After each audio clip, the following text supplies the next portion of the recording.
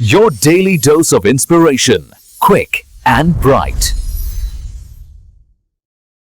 पैसों को लेके टेंशन क्या ये हमारी रोजमर्रा की जिंदगी का हिस्सा बन गई है? और इसी से जुड़ा एक बहुत बड़ा सवाल उठता है, ये जो फाइनेंशियल लिटरेसी है, मतलब पैसों की समझ, ये आखिर इतनी जरूरी है क्यों? चलिए इसी को समझने की कोशिश करते हैं। देखिए, सच तो ये है कि पैसों की चिंता होना ना बहुत ही आम बात है। ये एक ऐसी फीलिंग है जिससे हम में से लगभग हर कोई कभी ना कभी गुजरता है। पर बड़ा सवाल ये है कि क्या जिंदगी को हमेशा ऐसे ही चलना चाहिए? और ये सिर्फ कोई एहसास या फीलिंग नहीं है, ये एक सच्चाई है। अगर आंकड़ों पर नजर डालें तो एक हैरान करने वाली तस्वीर सामने आती है। पता चलता है कि बहुत बहुत बड़ी संख्या में परिवार अपने फाइनेंस को लेकर स्ट्रगल कर रहे हैं। ये कोई छोटी मोटी बात नहीं है, ये एक बहुत बड़ी चुनौती है जो न जाने कितनों की जिंदगी पर असर डाल रही है। अच्छा, तो इन आंकड़ों के पीछे की असली कहानी क्या है? ये सिर्फ नंबर नहीं है ना?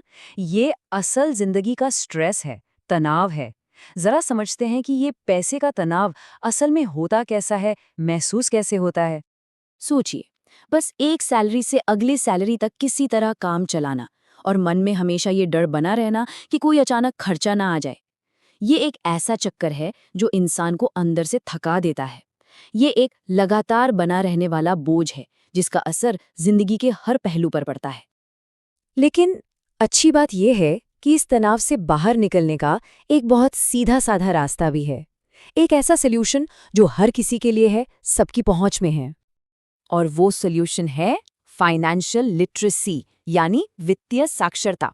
अगर बिल्कुल आसान भाषा में कहूं तो ये अपने पैसों को कंट्रोल करने की समझ और काबिलियत है।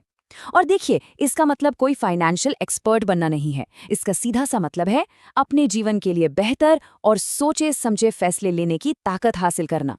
और सही मायनों में यही सबसे जरूरी बात है। गोल कोई एक्सपर्ट बनना है ही नहीं, बस अपनी जिंदगी को ठीक से चलाने के लिए पैसों की बेसिक बातें समझ लेना। सिर्फ इतनी सी समझ ही बहुत बड़ा फर्क ला सकती है, सच में। तो सवाल ये है कि इस ज्ञान में आखिर ऐसी क्या पावर है?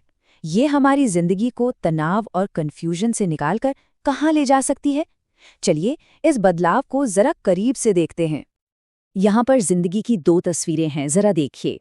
एक तरफ है स्ट्रेस और कर्ज का बोझ, और दूसरी तरफ कॉन्फिडेंस और फाइनेंशियल फ्रीडम।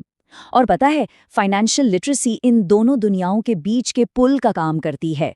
ये डर को कंट्रोल में और अनिश्चितता को एक पक्के प्लान में बदल देती है। और ये जो बदलाव है ना, ये इन 4 मजबूत पिलर्स पर टिका है। देखिए, सबसे पहले आता है बजटिंग, क्योंकि ये जानना तो जरूरी है कि पैसा आखिर जा कहाँ रहा है।